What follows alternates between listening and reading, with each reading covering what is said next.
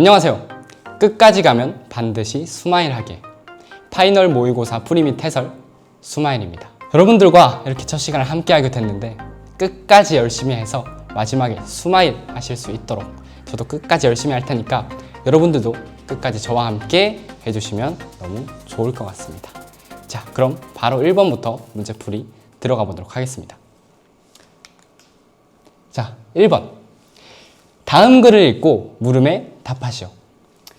대학생 서연이는 현재 3명의 이성과 동시에 연락을 유지하고 있습니다.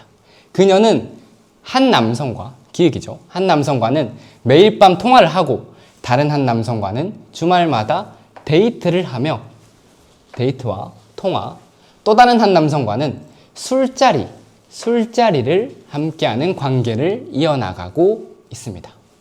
그러나 서연이는 이들 중 누구와도 연인 관계를 공식적으로 약속한 적은 없다. 이러한 상황에서 매일 통화를 하던 남성 기획이죠. 그녀에게 교제 의사를 밝혔으나 나랑 사귀자 라고 얘기를 한 거죠. 그녀는 아직 생각할 시간이 필요하다라며 이를 유보하였다. 사실 거절한 거죠. 이후 통화를 자주 하던 남성은 그녀가 다른 남성과 손을 잡고 걷는 장면을 목격하였고 통화를 자주 하던 남성이 기획이었죠. 이를 계기로 두 사람 사이에 큰 다툼이 발생하였습니다.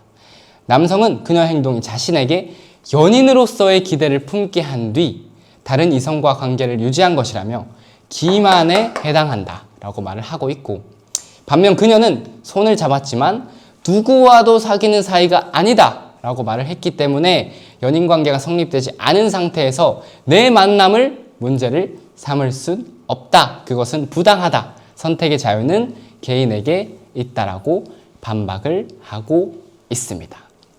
자, 그러면 문제를 넘어가기 전에 먼저 이 남성들에 대해서 살짝 정리를 하고 가보자면, 자, 기획 남성은 어떤 남성이었죠?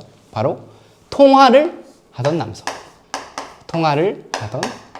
남성이었습니다. 자, 그러면 니은 남성은 주말마다 데이트를 하는 남성이 니은 남성이었죠.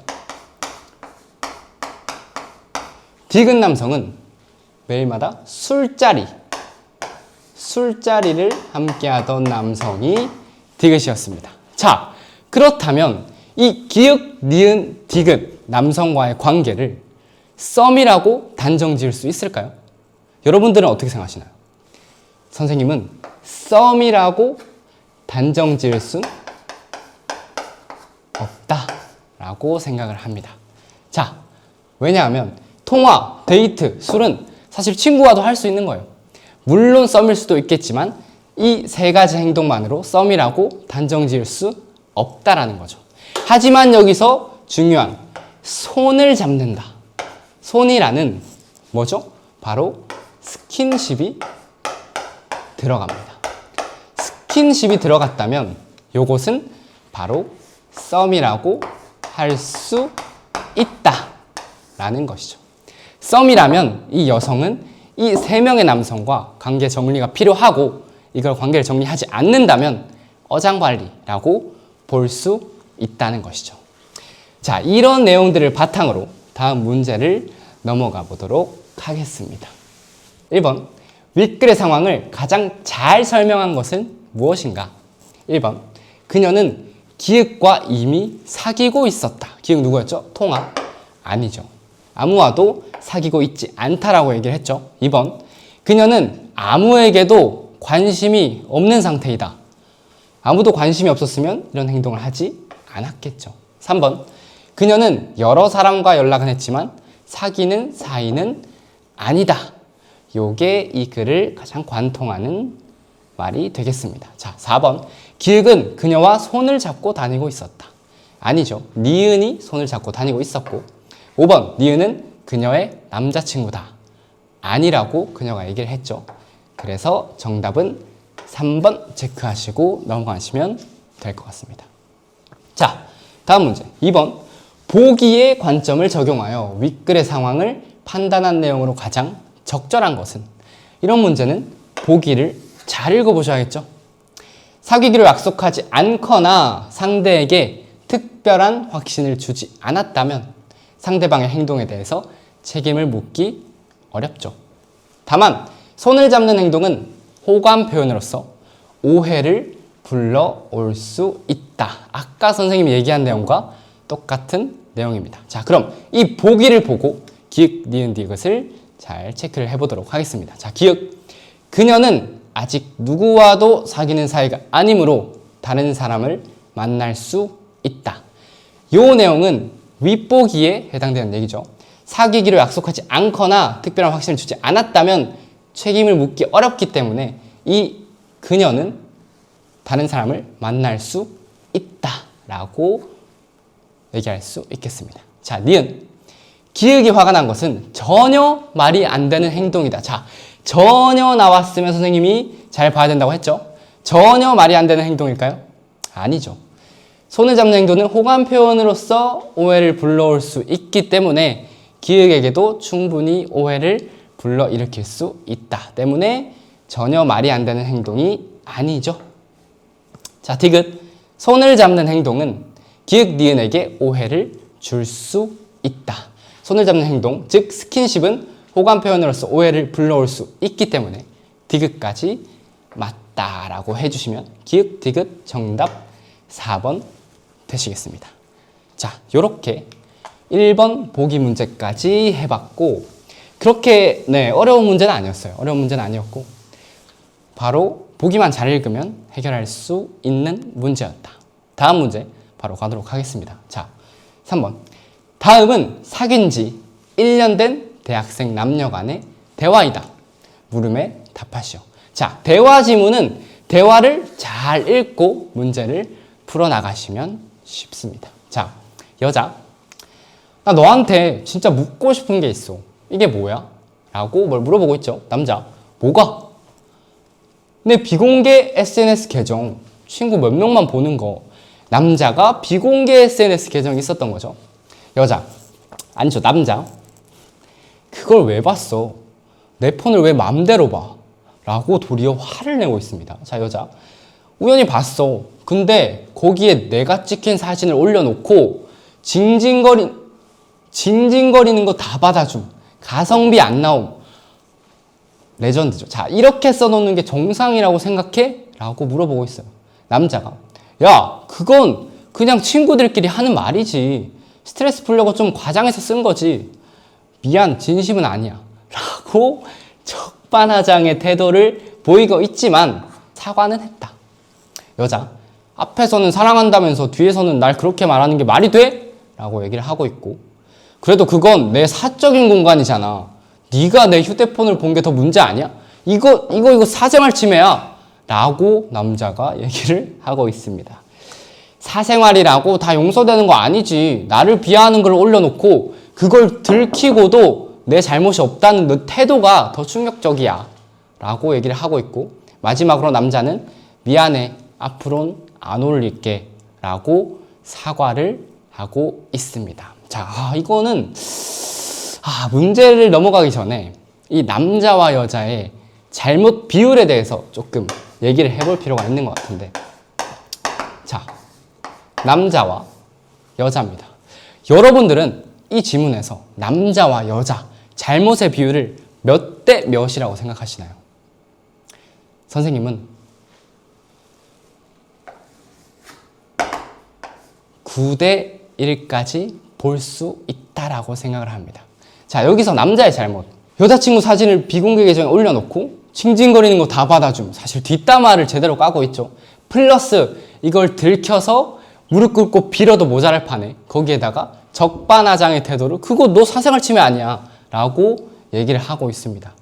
반면 여자의 잘못은 이거가 남자가 분명히 잘못했지만 남자의 잘못이 100%라고 얘기할 수 없는 게 여자도 사실은 사생활 침해를 하긴 했죠. 물론 남자가 잘못을 한 건 맞지만 어쨌든 남의 휴대폰을 보는 거는 좀 불쾌할 수 있기 때문에 그런 식으로 따져봤을 때 최대한 남자와 여자의 잘못 비율은 9대 1까지 볼 수 있다라고 얘기할 수 있을 것 같습니다. 자, 그러면 요거를 보면서 다음 문제까지 넘어가 보도록 할게요. 3번. 다음 중 남자가 자신의 행동을 합리화하려는 말이 아닌 것은 1번 그걸 왜 봤어? 그걸 너가 왜 봐? 라고 내 잘못이 아니고 본 너 잘못이다 라고 합리화를 하고 있죠. 합리화가 해당이 됩니다. 그건 그냥 친구들끼리 하는 말이지. 그건 그냥 친구들끼리 하는 말이지. 뭘 그렇게 신경 쓰냐. 내 행동을 합리화하고 있죠. 3번 이거 사생활 침해야. 최고의 합리화죠. 너 이거 휴대폰 보는 거 사생활 침해야 라고 본인의 행동을, 본인의 잘못을 합리화하고 있습니다. 4번 미안해. 앞으로는 안 올릴게. 유일하게 잘한 그런 짓이었죠. 자, 5번 내가 내 휴대폰을 본 게 더 문제 아니야? 나보다 이거 글 쓴 나보다 너 휴대폰을 본 너가 더 문제 아니야? 라고 본인을 합리화하고 있기 때문에 정답은 4번이 되겠습니다. 쉬웠죠? 자, 4번 다음 중 여자의 상처를 줄일 수 있는 남자의 올바른 대처법은 1번 사생활 좀 존중해. 레전드화를 돋구는 내용이죠. 2번 다들 그렇게 말해. 다들 그렇게 친구들끼리 얘기해. 전혀 화가 풀리지 않습니다. 3번 장난이었으니까 넘어가. 더 화가 나죠. 4번 그 글은 지울게. 내가 불편했다는 걸 이제 알았어 가 되겠죠. 5번 그래도 내가 내 폰을 본 건 잘못이야. 끝까지 구질구질하게 나보다는 폰을 본 너가 잘못이야 라고 얘기를 하고 있죠. 정답은 4번이 되겠습니다. 살짝 아쉬운 거는 여기서 미안해까지 사과를 넣어줬다면 조금 더 여자의 상처를 줄일 수 있지 않았을까라고 생각을 하면서 정답은 4번 하고 넘어가도록 하겠습니다. 5번이에요. 자, 다음은 대학생 남자가 직장인 여자친구에게 지난 일에 대해 사과하고자 쓴 편지이다. 물음에 답하시오. 편지 글이죠. 누나에게 누나 안녕? 이 편지를 쓰는 이유는 내가 한 행동이 분명히 잘못되었기 때문이야. 자, 본인의 잘못을 편지에 담아서 사과하는 보기이죠. 그러면 보면서 이 사람이 어떤 잘못을 했는지 번호를 매기면서 가면 다음 문제 풀기에 훨씬 쉽다. 그동안 누나가 내 자취방 월세와 식비를 대부분 부담해줬다는 걸 나는 너무 당연하게 생각해서 첫 번째 잘못 나왔죠. 대부분 부담해줬다는 걸 당연하게 생각했다. 나는 학생인데 돈이 어디 있어? 라는 말 뒤에 숨어서 내 배려를 제대로 고맙게 여기지 못했어. 위랑 똑같은 얘기죠. 또 과제 때문에 바쁘다며 하루 종일 연락을 끊고 두 번째 잘못 나왔죠. 두 번째 누나에게 말도 없이 여후배를 자취방에 들인 건 여후배를 자취방에 들였다. 명백한 잘못이죠. 어떤 이유로도 변명할 수 없다고 하고 있어요. 더구나 그날 먹은 배달 음식이 누나 카드로 결제한 것도 그날 여후배를 집에 몰래 데려와 놓고 먹은 음식의 카드 결제를 누나 카드로 했다. 네 번째 잘못이죠. 지금 당장 용서해달라고 하진 않을게. 다만 내 잘못을 분명히 알고 있고 그에 대해 진심으로 사과하고 싶어. 미안해. 진심으로 사과를 하곤 있습니다. 누구와는 다르게. 자, 이렇게 보고 다음 문제로 넘어가면 더 쉽게 풀릴 거예요. 자, 바로 나왔죠. 다음 글을 읽고 남자가 잘못한 부분이 아닌 것을 고르시오. 1번 여자친구의 월세와 식비 부담을 당연하게 여긴 점. 잘못한 부분이 맞죠. 미리 말하지 않고 하루 동안 연락을 끊은 점. 두 번째 잘못이었죠. 여자친구의 카드로 결제된 음식을 먹은 점. 여기 살짝 빠져있지만 여자친구의 카드로 이제 여후배와 음식을 먹은 점까지 하면 3번도 잘못. 4번 자신의 잘못을 인정하고 사과한 점. 유일하게 여기서 그래도 칭찬할 만한 내용이다. 5번 여후배를 자취방에 말도 없이 들인 점. 완전히 잘못한 거죠. 그래서 정답은 4번 체크하고 넘어가면 되겠다. 6번 가는 고등학생 커플이 이별하는 상황. 나는 이별 후 며칠 뒤의 대화 내용이다. 물음에 답하시오. 자, 가와 나로 대화 내용이 나누어져 있죠. 가부터 가겠습니다. 남자 요즘 생각이 많아. 지금은 연애보다 공부에 집중하고 싶어. 그래서 우리 그만 만나는 게 좋을 것 같아 라고 흔한 이별 얘기를 하고 있습니다. 갑자기 왜 그래? 무슨 일 있었어? 갑자기 왜 그래? 여자는 전혀 예상을 못했죠. 내가 잘못한 거 아니야. 그냥 내 마음이 예전 같지 않은 것 같아. 이 상태로 계속 만나는 건 서로에게 좋지 않을 것 같아. 여자 바로 인정하고 알겠어. 내가 그렇게 생각한다면 이라고 헤어진 상황을 보여주고 있습니다. 야, 너 이별 화가 났어. 야부터 화가 났어. 야, 너 이별한 지 일주일도 안 돼서 카톡 부사 왜 다른 여자랑 찍은 인생 네컷이야? 자, 일주일 만에 바로 다른 여자랑 인생 네컷을 찍은 걸 카톡 부사로 했다. 남자, 이미 헤어졌잖아. 헤어진 후에 내가 누굴 만나든 내 자유 아니야? 이것도 맞는 말이에요. 여자, 헤어지기 전부터 연락하던 거 아니냐고. 그래서 그렇게 쉽게 정리한 거잖아. 라고 환승 이별을 의심하고 있다는 거죠. 남자, 아니야. 헤어질 마음은 이미 정리됐었어. 이별 후에 만난 거야. 여자, 그래도 너무 예의 없는 거 아니야? 나랑 사귈 때는 공부 핑계 대더니 사실 공부 핑계를 대면서 헤어져 놓고 일주일 만에 여자친구를 새로 사귀었다. 충분히 의심할 수 있는 상황이 맞죠. 사실 환승 이별에 관한 내용은 상당히 애매한 부분이 많습니다. 그래서 다음 문제에서 조금 더 강력하게 다뤄보도록 할게요. 6번, 다음 중 가와 나를 통해 알 수 있는 사실로 가장 알맞은 것은? 1번, 두 사람은 이별 후에도 사이가 좋지 않죠. 바로 야 나오고 했기 때문에 좋지 않다. 2번, 남자는 자신의 행동이 문제라고 생각한다. 그렇지 않죠. 근데 내가 왜 문제야? 너가 왜 신경을 써? 라는 태도였기 때문에 아니고. 3번, 여자는 이별 과정이 석연치 않다고 느낀다. 그쵸? 석연치 않다. 이거 뭔가 환승 이별 같은데? 라고 석연치 않게 느끼고 있죠. 4번, 여자는 이별을 짐작하고 있었다. 아까 갑자기 라는 말이 나왔기 때문에 짐작을 전혀 못하고 있었고, 남자는 여자를 다시 만나고 싶어 하지 않죠. 왜 너가 신경 써? 하고 있기 때문에 정답은 3번 체크하시고 가주시면 될 것 같습니다.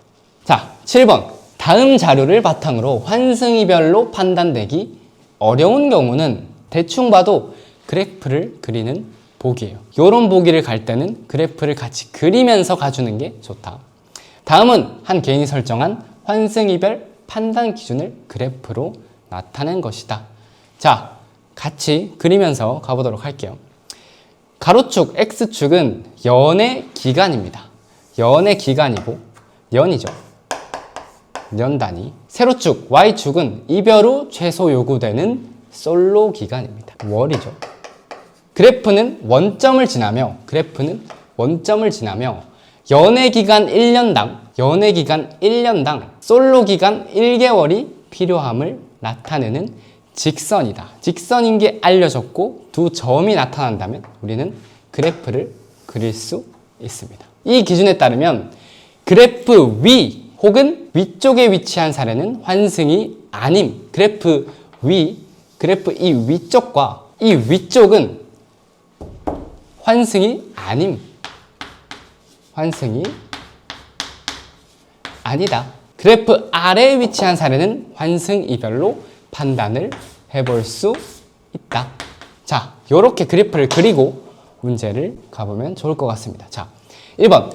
2년 연애 후 1개월 만에 새로운 관계가 시작됐다. 그래프 점 찍어가면서 차근차근 해보면 돼요. 2년 연애 후 1개월 만에 새로운 관계가 시작됐다. 자, 여기 환승이 맞죠?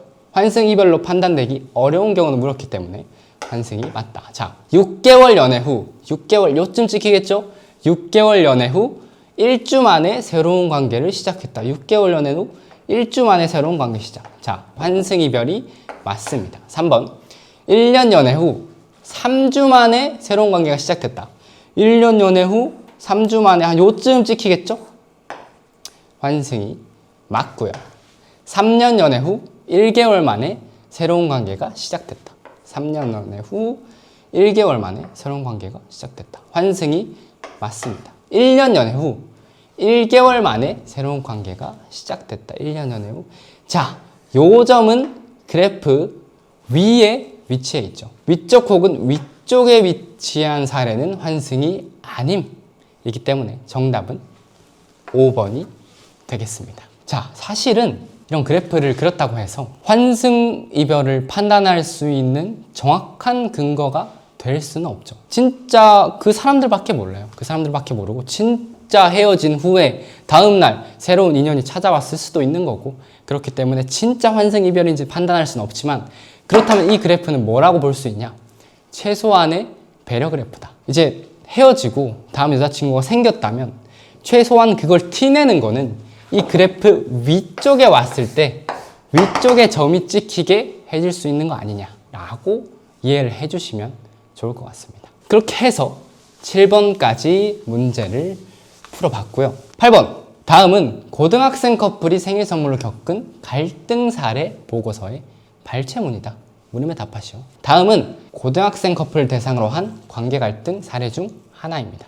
자, 사례가 나오겠죠. 사례 여성은 남자친구의 생일을 맞아 편의점 아르바이트로 한 달간 모은 돈으로 약 30만 원, 와, 상당히 거금이죠. 상당의 브랜드의 신발을 선물을 하였습니다.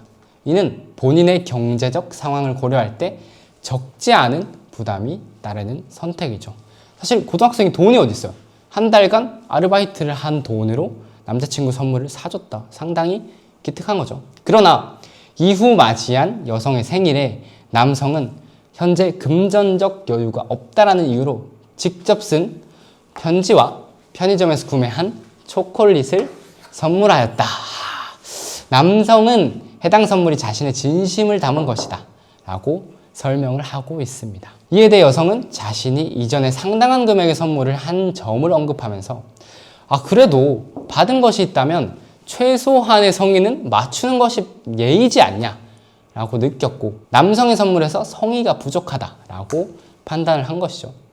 반면 남성은 학생 신분에서 고가의 선물을 준비하는 것은 솔직히 현실적으로 어렵다. 너도 아르바이트에서 하지 않았냐. 선물의 가치를 가격으로 판단하는 그 태도가 문제다 라고 얘기를 하고 있습니다. 간단하게 정리를 하자면, 여자는 그래도 뭐 30만 원까지는 아니더라도 최소한 그래도 조금 성의는 보였어야 되지 않냐.